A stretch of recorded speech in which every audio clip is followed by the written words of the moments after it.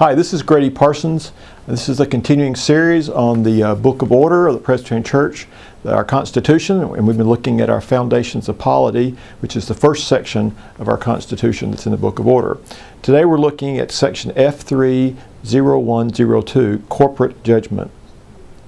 That in perfect consistency with the above principle of common right, every Christian church or union or association of particular churches is entitled to declare the terms of admission into its communion and the qualifications of its ministers and members, as well as the whole system of its internal government, which Christ hath appointed, that in the exercise of this right they may, notwithstanding, err in making the terms of communion either too lax or too narrow.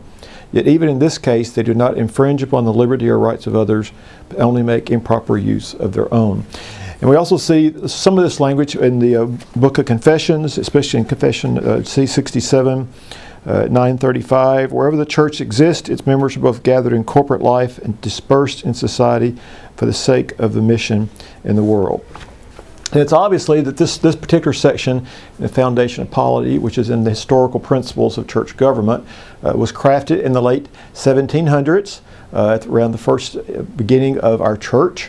And obviously what they were pushing back against was some of the national churches, or basically the Anglican Church that was so prevalent in other parts of the colonies back then, and where to be a Presbyterian it was illegal. To be anything but part of that Anglican Church, the Church of England, was an illegal act. And so they're trying to express their right for a church to be able to determine itself, both how it's organized internally, about who its members can be, who its members can be, and that if the church messes that up, and churches can make mistakes, it really doesn't hurt anybody but themselves. They're really exercising their right to be a free and independent church in this new land, and basically claim that right for themselves and for others.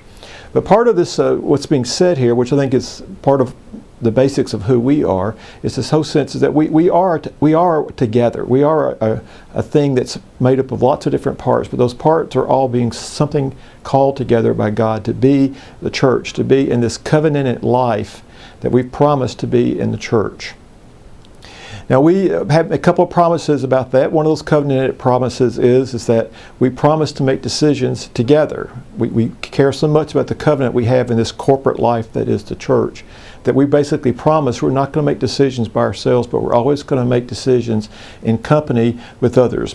Teaching elders and ruling elders gather together. It's a promise we make to ourselves. Another promise that shows how seriously we take this whole covenanted life is that we promise basically to help each other raise our children. That when we have infant baptism, we promise to be part of the faith community that raises that child into the full understanding of faith. Now, I think any parent will tell you that there's some days you don't want to raise your own children, let alone stand up in church and make a promise you're going to raise somebody else's.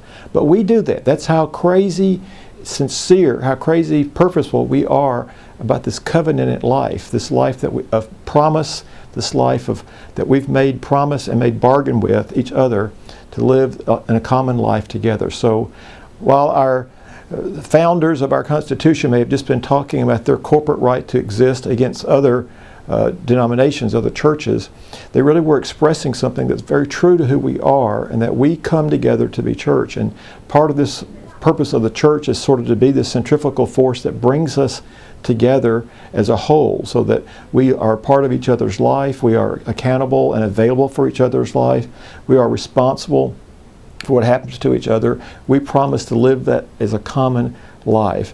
And part of what we need to remember from this portion in our Book of Order is that was something that people had to really work hard to get the privilege to do.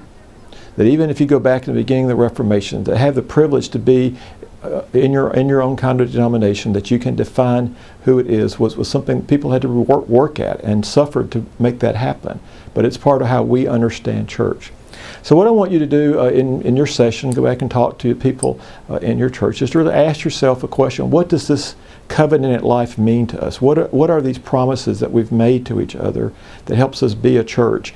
And how do we live out those promises? And how sincere are we in those promises? And where do we see those promises taking us? And if you have that kind of conversation, which I think would be a rich conversation, then I think you will find a deeper meaning of what it means to be a corporate body, a corporate church body together. Thanks, and we'll talk again.